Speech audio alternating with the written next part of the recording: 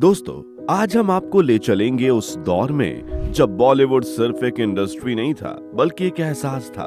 एक ऐसी दुनिया जहां हर फिल्म एक कहानी नहीं बल्कि लोगों की जिंदगी का हिस्सा बन जाती थी। 70, 80 और 90 के दशक का वो समय जब राज कपूर का सिनेमा इंसानियत की बातें करता था, जब दिलीप कुमार की आंखों का दर्द बिना शब्दों के महसूस होता था, जब अमिताभ बच्चन की आवाज गूंजती थी तो पूरा थिएटर तालियों से भर जाता था, और जब राजेश खन्ना की एक झलक पाने के लिए लोग सड़कों पर उमड़ पड़ते थे। वो दौर जब धर्मेंद्र की सादगी और ताकत, शशि कपूर की मुस्कान, विनोद खन्ना की पर्सनैलिटी और ऋषि कपूर की मासूमियत दर्शकों के दिलों पर राज करती थी। जब संजीव कुमार अपनी अदाकारी से हर किरदार को जिंदा कर देते थे और राजकुमार अपने डायलॉग से सन्नाटा खींच लेते थे। वहीं दूसरी तरफ रेखा की खूबसूरती, जया बादुरी की सादगी, परवीन बाबी और जीना तमान का ग्लैमर और श्रीदेवी की मासूम अदाएं, ये सब मिलकर उस दौर को गोल्डन एरा बनाते हैं। लेकिन इन सितारों की असली दुनिया सिर्फ फिल्मों तक सीमित नहीं थी।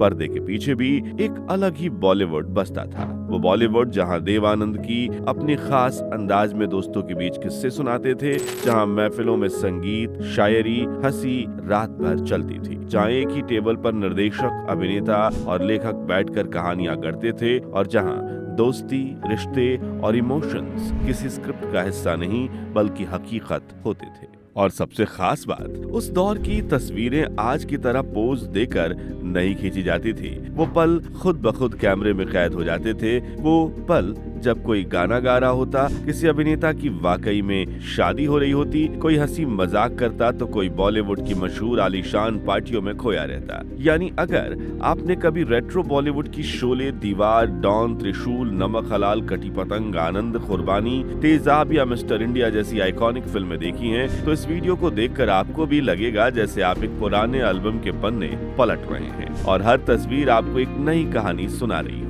और अगर आप नए दौर के दर्शक हैं तो वीडियो आपको असली हिंदी सिनेमा की एक खूबसूरत झलक दिखाएगी।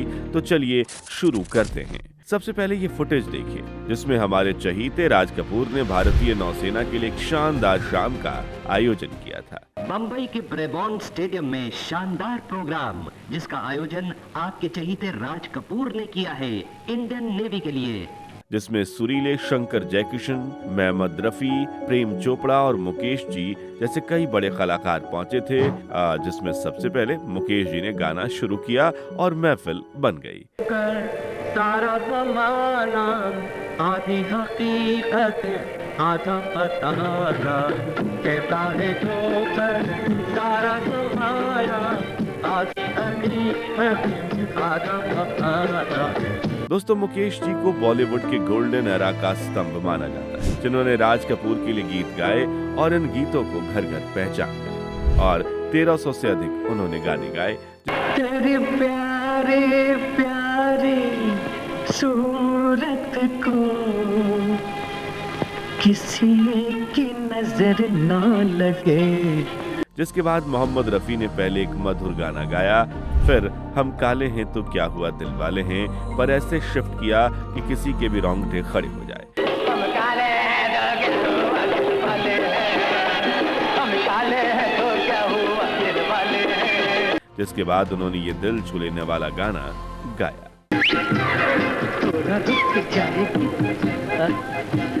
थोड़ा रुक जाएगी तो तेरा क्या जाएगा, नैन भर के देख लेंगे चैन आ जाएगा। दोस्तों, 60 के दशक में जब हिंदी फिल्म इंडस्ट्री भारत में अपनी पहचान बना रही थी, तब भारतीय संगीत की पहचान दुनिया भर में बन चुकी थी। और ये दुर्लभ तस्वीरें हैं पंडित चतुरलाल और पंडित रविशंकर के यूएसए टूर की, जब साल 1956 में इन्होंने अमेरिका में एक साथ मंच साझा किया। उस मंच पर पंडित चतुरलाल के तबले की थाप और पंडित रविशंकर के सितार की धुन ने मिलकर ऐसा जादू रचा जिसने पश्चिमी दुनिया को भारतीय शास्त्रीय संगीत से पहली बार इतने करीब से रूबरू कराया। दोस्तों, 70 के दशक में जहां हिंदी फिल्म इंडस्ट्री आसमान की ऊंचाइयों को छू रही थी, वहीं एक्टर्स की भी जिंदगी शान शौकत से भरने लगी थी। अब जरा इन तस्वीरों को देखिए। बॉलीवुड में सिगरेट और ड्रिंक जितनी आम चीज है उतनी ही आम थी ये शानदार पार्टियां। जहां कैमरे बंद होते थे और असली बॉलीवुड शुरू होता था। उस दौर में हर हिट फिल्म के बाद या किसी खास मौके पर सितारों की महफिल सजती थी और इन महफिलों के सबसे मशहूर होस्ट में से एक थे रणजीत।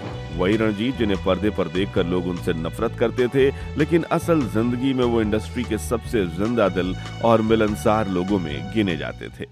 इन तस्वीरों में आप देख सकते हैं कि कैसे ये पार्टियां सिर्फ दिखावे के लिए नहीं बल्कि असली कनेक्शन के लिए होती थीं। कहीं सुनील दत्त अपने दोस्तों को ड्रिंक ऑफर करते नजर आते, तो कहीं रणजीत और रीना रॉय हंसी मजाक में खोए हुए हैं।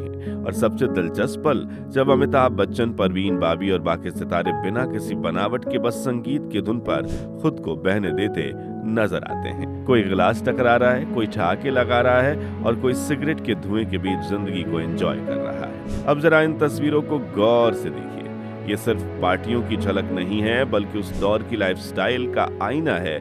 कहा जाता है कि उस समय बॉलीवुड की महफिलें रात से शुरू होती थीं और सुबह तक अपने रंग में रखती थीं, और फिर वही सितारे जो पूरी रात हंसी मजाक और म्यूजिक में डूबे रहते, अगले दिन दोपहर के बाद सीधे शूटिंग पर पहुंच जाते। इन पार्टियों की अपनी एक अलग पहचान थी। कोई सिर्फ मेहमान बनकर नहीं आता था बल्कि हर कोई अपने अंदाज से उस महफिल का हिस्सा बन जाता था। कहीं परवीन बाबी अपने हाथों से ड्रिंक तैयार करती नजर आती थीं, तो कहीं मौसमी चटर्जी अपने खास अंदाज में खाने पीने का ध्यान रखती थीं, और नीतू कपूर जैसे सितारे भी इन पलों में बिल्कुल आम लोगों की तरह घुल मिल जाते थे। और इन तस्वीरों में रेखा और नीतू की दोस्ती की भी झलक दिखाई दे रही है।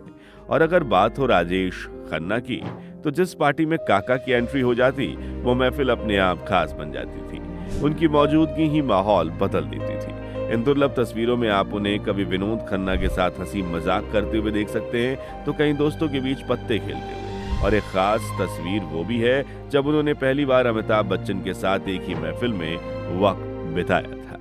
अब इस तस्वीर को ध्यान से देखिए। यहाँ धर्मेंद्र अपनी हमेशा वाली मुस्कुराहट के साथ नजर आ रहे हैं और उनके साथ हैं प्राणनाथ, जी हाँ, जिनकी मौजूदगी हर महफिल को शाही बना देती थी। वही बीच में मुमताज अपनी सादगी और खूबसूरती के साथ बैठी हैं और दूसरी तरफ फिरोज खान अपने अलग ही स्टाइल में इस पल को एंजॉय कर रहे हैं। अब इस तस्वीर को देखिए जहां दिलीप कुमार अपने मस्ती भरे अंदाज में नजर आ रहे हैं और उनके साथ बैठे हैं राज कपूर। ये पल किसी फिल्म का सीन नहीं बल्कि दो दिग्गजों की असली दोस्ती की झलक है। आसपास बैठे लोग भी इस मजाक में शामिल हैं और पूरा माहौल हंसी से भरा हुआ है, जैसे स्टारडम कहीं पीछे छूट गया हो। दूसरी तस्वीर में आप देख सकते हैं शम्मी कपूर, जो हमेशा की तरह अपनी एनर्जी के लिए जाने जाते थे, खड़े हैं राज कपूर। दोनों मिलकर उस महफिल को एक जश्न में बदल देते हैं जहां हर कोई बस उस पल को जी रहा है। वहीं एक और तस्वीर में देवानंद और दिलीप कुमार साथ नजर आते हैं, दो ऐसे सितारे जिनकी अपनी अपनी अलग पहचान थी, लेकिन यहाँ वो बस दोस्तों की तरह सादगी के साथ बैठे हुए हैं। और एक और खास तस्वीर में फिरोज खान और प्रेमनाथ बातचीत में खोए हुए नजर आते हैं, जहां ना कोई कैमरे का दबाव, ना कोई बनावट, बस रिश्तों की सच्चाई। अब बॉलीवुड से जुड़ी कुछ दुर्लभ तस्वीरों को देखें तो ये देखिए, किशोर दा, उनकी पत्नी नीला चंद्रावकर और उनका बेटा। यहाँ राज कपूर अपनी बेटी के साथ दिख रहे हैं और ये हैं अमोल पालेकर का परिवार। और यहाँ अमजद खान अपने बेटे और बेटी के साथ बैठे हैं। ये है रणजीत अपनी फैमिली के साथ, और यहाँ बिग बी अपने परिवार के साथ एक खुशनुमा शाम एंजॉय करते दिख रहे हैं। ये है विनोद खन्ना अपने बच्चों के साथ, और यहाँ छोटी सोनाक्षी सिन्हा अपनी मां पूनम सिन्हा के साथ दिख रही हैं। ये तस्वीर है देवानंद साहब, जॉय मुखर्जी और शम्मी कपूर की, जो एक बॉलीवुड पार्टी में अपनी अपनी डिफरेंट स्टाइल में तैयार होकर पहुंचे हैं।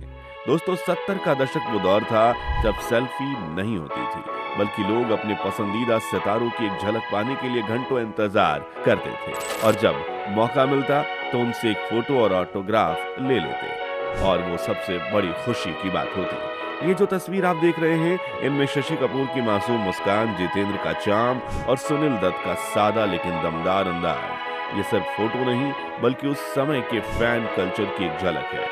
उस दौर में ये साइन हुई तस्वीरें किसी खजाने से कम नहीं होती थी। लोग इन्हें सालों तक संभाल कर रखते थे, जैसे कोई याद जो कभी पुरानी नहीं होती। अब इन तस्वीरों को ध्यान से देखें। ये है हिंदी सिनेमा की उस अदाकारा की झलक जिनकी मुस्कान में एक अलग ही शरारत थी, और जिनकी आंखों में वो चमक थी जो सीधे दिल तक उतर जाती थी। ये थी तनुजा। आज हम उन्हें काजोल की मां के रूप में जानते हैं, लेकिन एक वक्त ऐसा था जब तनुजा खुद बड़े पर्दे की सबसे जिंदा दिल और अलग अंदाज वाली अभिनेत्री मानी जाती थी।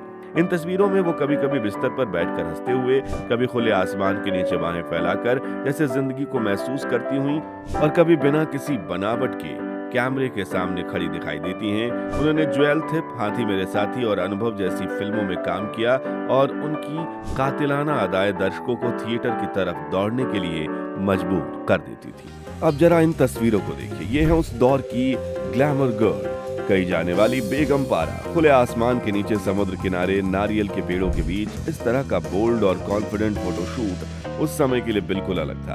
कहा जाता है कि 1951 में लाइफ मैगजीन के लिए लिया गया ये सूट अपने समय से काफी आगे था, जिसने उन्हें एक अलग पहचान दी थी। अब जरा इन तस्वीरों को ध्यान से देखिए। बिस्तर पर लेटी हुई, कभी मुस्कुराती हुई, कभी खामोशी में कहीं खोई हुई ये लड़की कोई आम चेहरा नहीं, ये है हिंदी सिनेमा की सबसे खूबसूरत अदाकारा मधुबाला। वही मधुबाला जिनकी एक मुस्कान पर लाखों दिल धड़क उठते थे, जिनकी आंखों में ऐसा जादू था कि बड़े बड़े सितारे भी उन्हें देखते रह जाते थे। कहा जाता है कि उनकी खूबसूरती के चर्चे सिर्फ बॉलीवुड तक सीमित नहीं थे, बल्कि हॉलीवुड तक पहुंचे थे। 1952 में अमेरिका की थिएटर आर्ट्स मैगजीन ने उन्हें दुनिया की सबसे बड़ी अभिनेत्री कहकर फीचर किया।